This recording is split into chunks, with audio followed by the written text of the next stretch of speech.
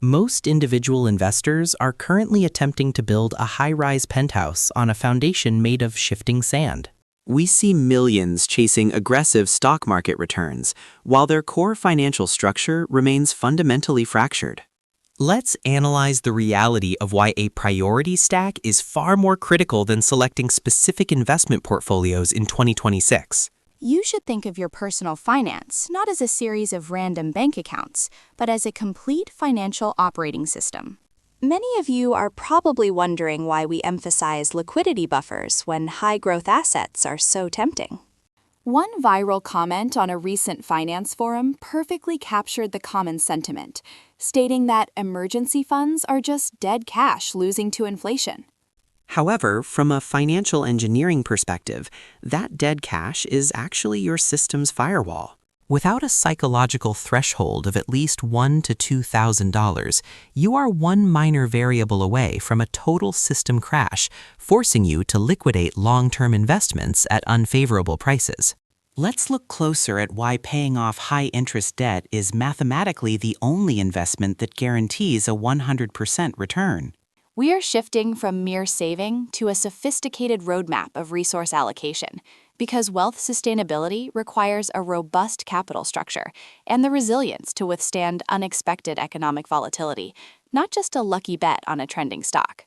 Now that we have mapped out the hierarchy of your financial priorities, let's move directly into the first line of defense, building your liquidity shield.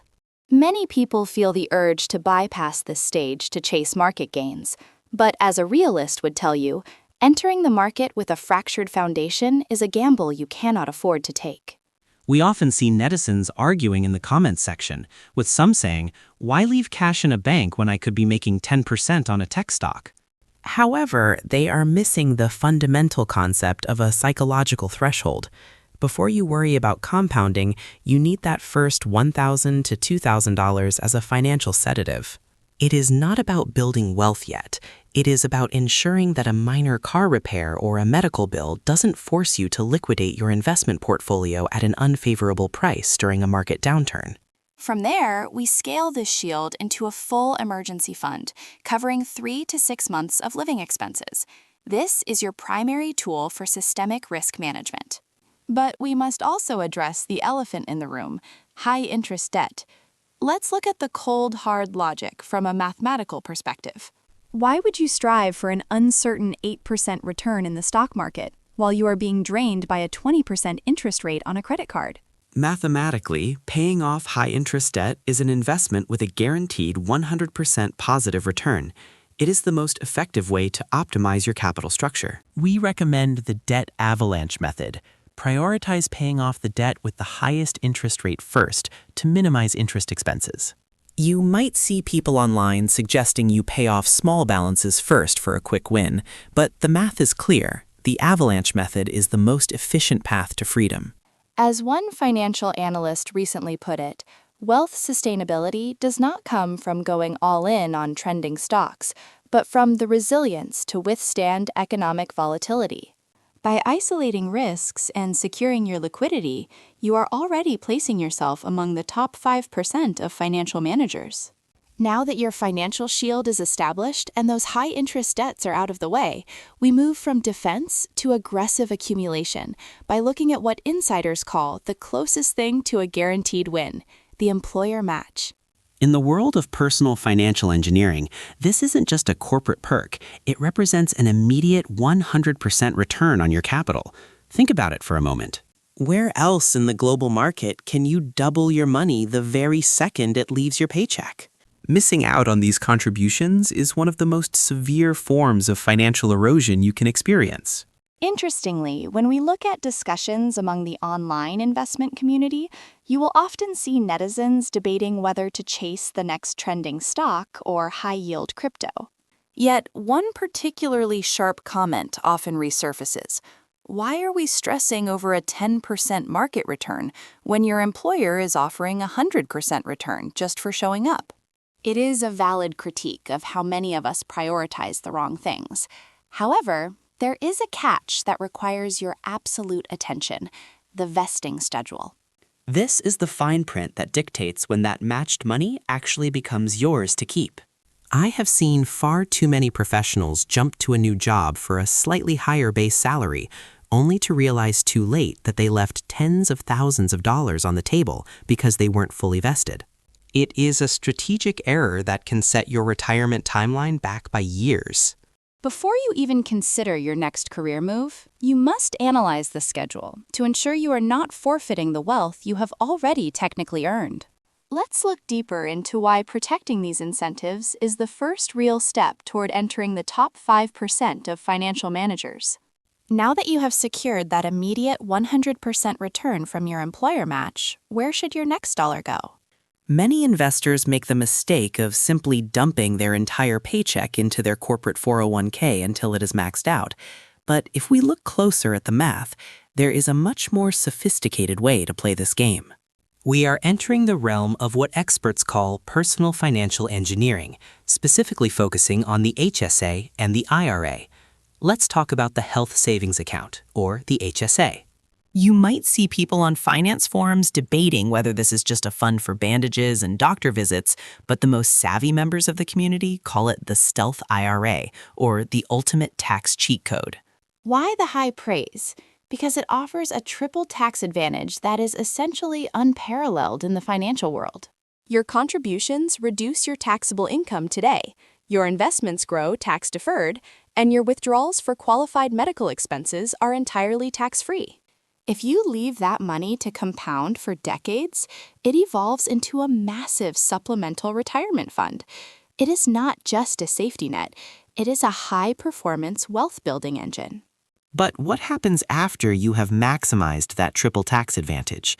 This is where we pivot to the individual retirement account, or IRA.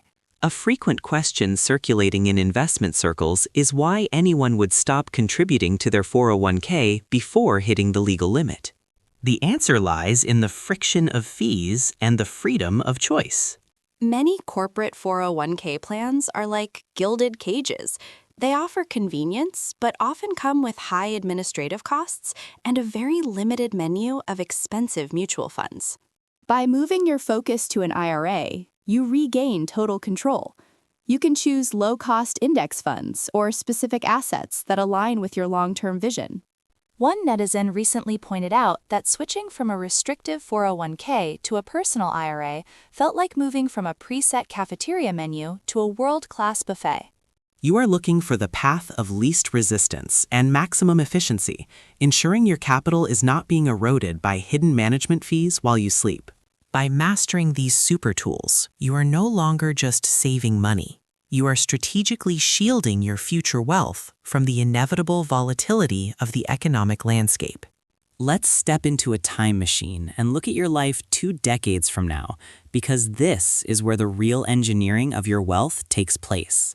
You've probably seen the heated debates among online investors, with one side claiming that Roth is the only path to freedom, while others argue for the immediate relief of a traditional account.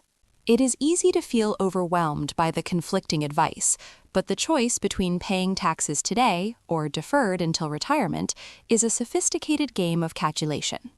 If you are a young professional whose income is destined to rise, choosing a Roth account allows you to pay taxes at your current lower rate, letting every cent of growth belong entirely to you later on. Conversely, if you are already at the peak of your career, a traditional account acts as a surgical tool to lower your current tax liability when you need it most. Many in the community wonder if they are making the right bet. We must realize that this is not about chasing trends. It is about predicting your own financial evolution. By aligning your account type with your future tax bracket, you are essentially front-loading your success. This long-term vision ensures that when you finally reach the finish line, your capital structure remains resilient against any economic shifts the future might hold. As we have explored these complex tax strategies, a deeper question often emerges within the FIRE community, sparking heated debates across online forums. You have likely seen the clash yourself. On one side, advocates for enjoying the present, and on the other, the proponents of extreme, steel-clad discipline.